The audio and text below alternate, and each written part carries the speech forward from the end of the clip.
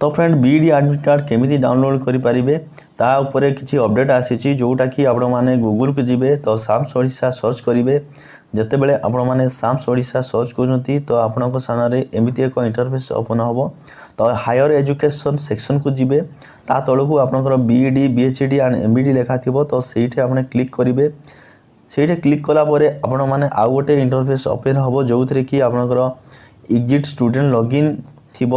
तो सहीटे आपण मैंने क्लिक करेंगे क्लिक कलापर आपण पाखे आउ गोटे इंटरफेस ओपन हम जो थे कि आपण मैंने निजर मोबाइल नंबर एंड पासवर्ड देकी यही साइट को ओपन करेंगे तो ओपन कलापर आपण मैंने आउ गोटे इंटरफेस ओपन हम जो थे कि आपंकर हॉल टिकेट लेखा थी साइट रे ठीक अच्छे से क्लिक कलापर आपण पाखे एमती एक एग्जाम रोल नंबर थी तो ता ऊपर क्लिक करेंगे जिते बड़े आपण मैंने से क्लिक कर एसएसपी